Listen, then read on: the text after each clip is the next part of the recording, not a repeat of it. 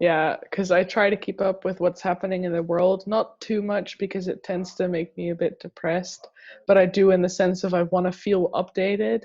And then I actually had this conversation with a friend 2 days ago where I said what I told you 2 weeks ago. I said I did nothing to deserve being born here, and I feel so privileged to live here. And that hasn't changed in 14 days. Yeah, I still feel very lucky. I mean, I'm aware of the fact that we're gonna go probably towards a bad place again, but there is no way that I could ever compare it to what's happening in other countries. So I feel very lucky, Yeah, unfairly lucky.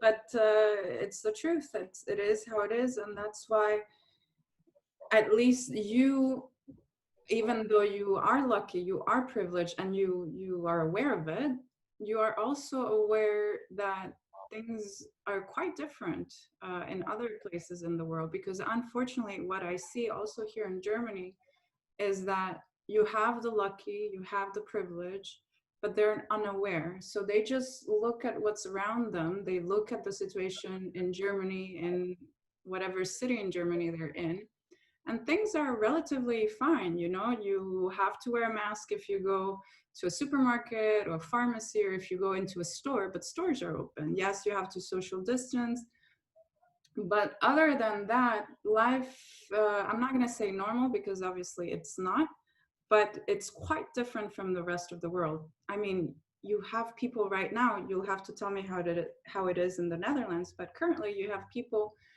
that just want to quit. They're saying, okay, enough, it's enough. Stop it with the mask wearing. We don't need to wear masks anywhere anymore.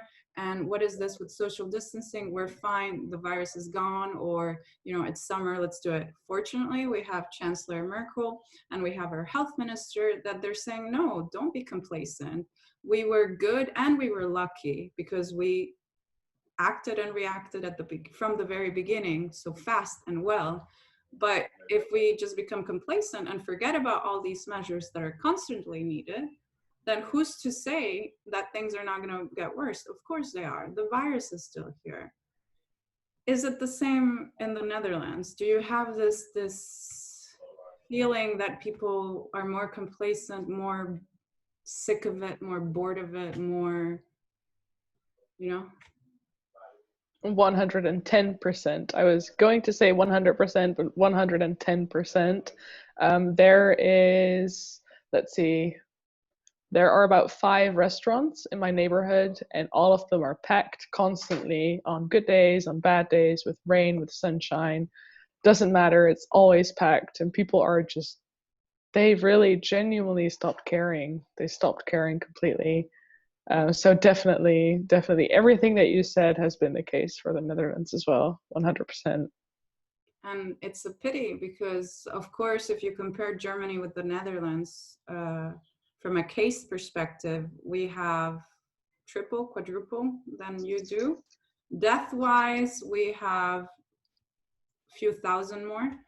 But case-wise, yes, we did have more. However, in 14 days, the Netherlands has had almost 1,000 new cases.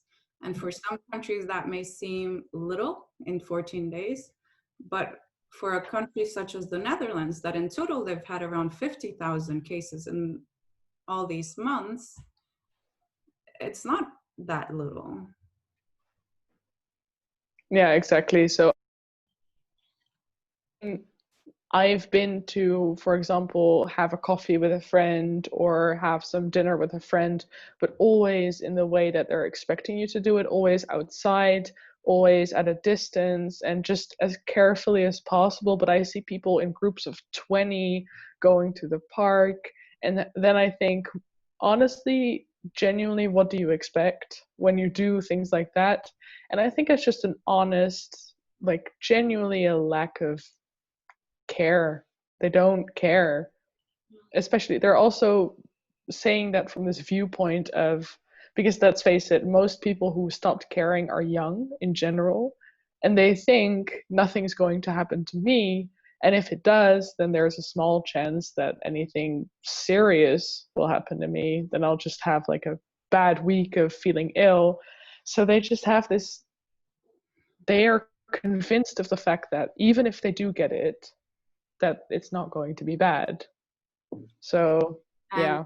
the unfortunate truth is that they're quite wrong, because there's more and more evidence, there's more and more studies that even if you're selfish and you don't care about anybody else but yourself, so who cares about, the elderly person that is your neighbor or your family member, or your little cousin that has a pre-existing condition, or even the story of the healthy guy from the city next that had a bad experience and died or is currently in the ICU. Even if you don't care about that, the unfortunate truth is we don't know how bad it can get. We don't know the side effects from a few months from now or even longer. And the more and more studies come out, the more and more they show that it doesn't just affect your lungs, which is a huge thing. I mean, you need your lungs to breathe, right? So but it affects also other internal organs. It looks like it affects also the heart. And we know it affects